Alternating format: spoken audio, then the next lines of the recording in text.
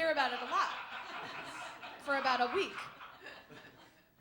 Yeah, like, we love these sad stories. You know, someone at the New York Times latches onto a story and we all get sad about it, and then we just move on.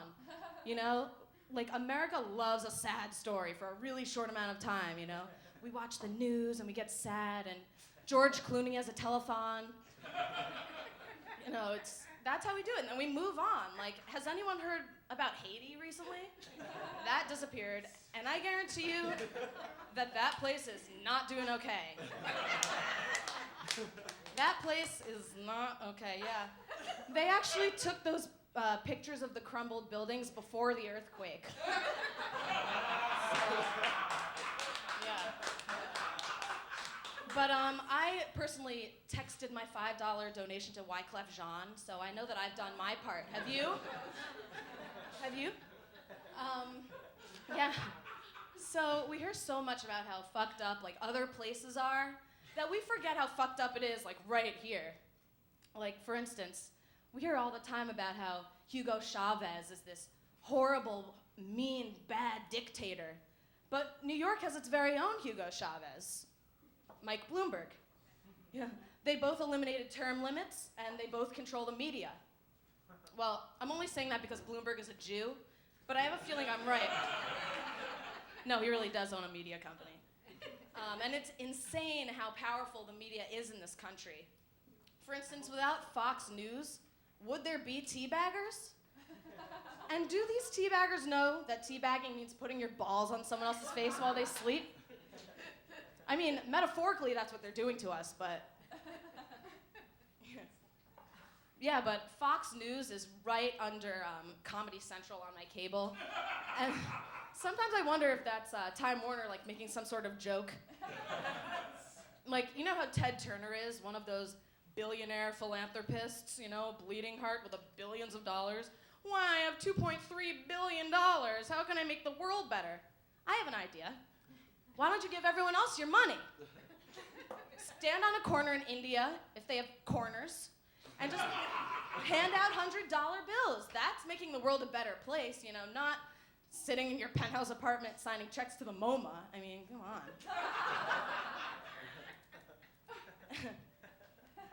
Yeah, so sometimes I accidentally wind up on Fox News. You know who I love? My favorite is Glenn Beck. No, he's great. He really thinks he's, like, exposing the lies and the deception of government. And he writes on this blackboard, and he has these lines going here and there. I can't wait until he has an epiphany where he realizes he's actually Russell Crowe's character from A Beautiful Mind. You know, he thinks he's on some top secret mission, but really he's just a disorganized schizo. And what the hell is up with the Weather Channel? I turn it on in the morning sometimes to figure out what I'm wearing, and instead I find out that there's a Gulf Stream moving in and a major pressure system is settling over the area. Like, what does that mean? I just wanted to know, you know, hot or cold, rain or sun. You know, next time I'll just stick my head out the window to figure it out. You know, like, mercury barometers and stuff. Like, I just want to know whether to bring an umbrella. And then sometimes they get really ambiguous, like, well, it's 70 degrees, but it feels like it's 80 degrees. What is that? I don't need some postmodern interpretation of the weather. I just need the actual weather, you know? So I can put on clothes and get ready to go. But getting back to Fox News and such, these people, they really love to show that oil spill, don't they? This oil spill is on TV so much, it should get its own cable TV show. I swear to God. You can't get the damn thing off the TV. The oil spill is actually becoming kind of a fame whore, isn't it? I went on the internet yesterday and saw that the oil spill had been tweeting with Ashton Kutcher. And then I heard this rumor that the oil spill is dating Lady Gaga. It's just... Well, I guess, you know, any ecosystem-ravishing puddle of despair can get its 15 minutes these days, huh? And right now, on the news, they're tracking this tropical depression. Tropical depression, that just sounds like my last trip to see my grandma in Fort Lauderdale, honestly. Yeah, and what happened to the names that these storms are supposed to get? I think I know what happened, actually. They've run out of white names, and they don't want to start using black names. Because honestly, how freaked out would people be when they heard that, Tropical Storm Shaniqua was coming?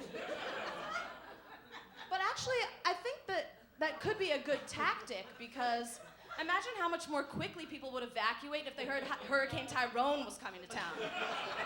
They would be out of there. So anyway, yeah, I just graduated from college. Thank you. This is my first job. Well, it's not really a job because technically I'm paying them, but my mom is proud, yeah? And I'm actually looking for a job. Selma, can you help me out? Yeah. Please. What are you looking for? I'm looking for like assistant type positions. Let's talk after the show. I'll give you my resume, we'll set it up. Because actually I'm starving to death right now. I'm starving. She is. She's starving. I'm starving. And I just graduated from a liberal arts school, very small liberal arts school. Princeton Review ranked us #1 in weed smoking. Not even a joke, actually. The only fraternity we had was a vegan co-op. But they threw bangin' parties. Bangin'. Does anyone in here have a kid in college? Michael, I can guarantee you that your daughter fits into one of two categories. She's either addicted to Adderall or she's experimenting in bisexuality. It's true. Yeah, everyone my age does this ADHD drug called Adderall, like recreationally. That's how lame my generation is. Whatever happened to doing like cool drugs and being groovy and stuff?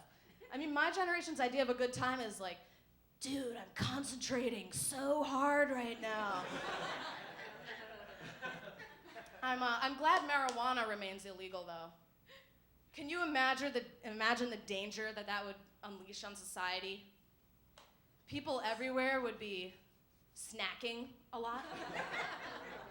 And SpongeBob SquarePants would be on every television set.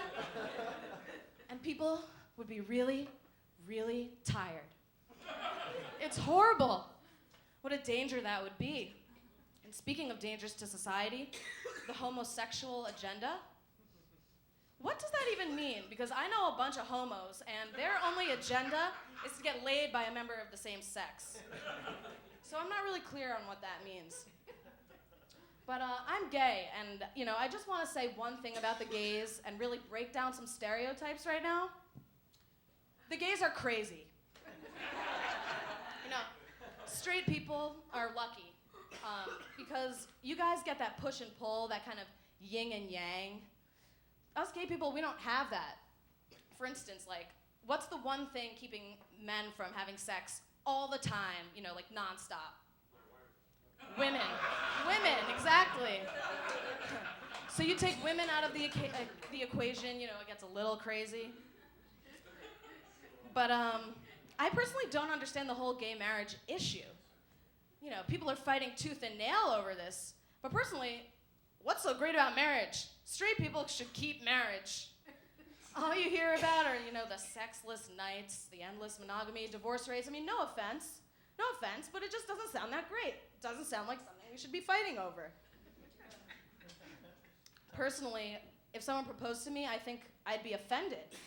Like, are you trying to stop having sex with me?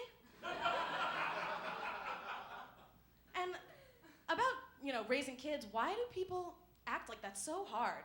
It takes so much of your time. You can literally train them to do anything. It could be like having your own gaggle of slaves, I think. Think about it, people. Well, that's all for tonight. Thank you. Have a good night.